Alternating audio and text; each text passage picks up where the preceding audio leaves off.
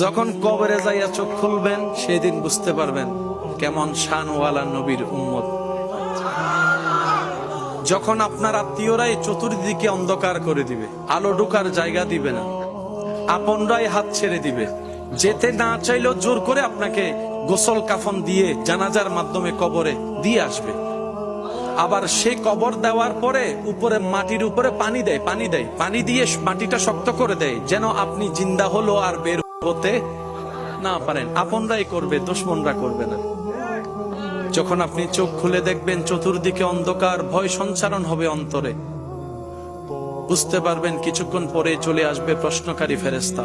জীবনে যত পরীক্ষার সম্মুখীন হয়েছেন, যত ধরনের মুসিবতের সম্মুখীন হয়েছেন, সবচাইতে বড় মুসিবত, সবচাইতে বড় পরীক্ষার নাম হচ্ছে কবরের পরীক্ষা।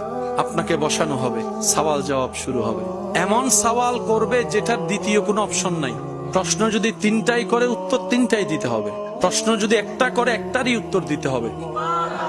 এখানে কোনো আপনাকে চুজ করার সুযোগ দিবে না, ক নিবেন নাকি খ নিবেন, এক নিবেন না দুই নিবেন। আপনার অন্তর কেঁপে উঠবে, একাকিত্বর ভয় আপনাকে বারবার ভাবাবে। পালাতে চাইলো আপনি, আমি পালাতে পারবো না। কিন্তু যখন তৃতীয় নম্বর প্রশ্ন করা হবে, ওয়ামান নবিয়ুকা মা কুনতা তাকুলু ফি হাক্কে হাযার রাজুল, যখন বলা হবে, মুহূর্তের ভিতরে আপনার আমার অন্ধকার কবর আলোয় আলোকিত হয়ে যাবে, আলোয় আলোকিত হয়ে যাবে।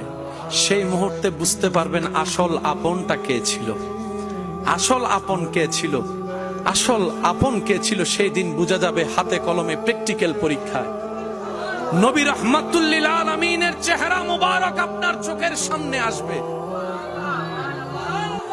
আপনি উত্তর দেওয়ার আগে যদি আপনার নবী আপনার পক্ষে একবার বলে ফেলে, ও ফেরেশতা প্রশ্ন আর করিও না, এটা আমি নবীর উম্মত, এটা আমি নবীর উম্মত, এটা আমি নবীর উম্মত, মোর নবী মুস্তাফা যদি একবার বলে ফেলে, আপনার সব পরীক্ষায় এমনি পাস হয়ে যাবেন। সুবহানাল্লাহ।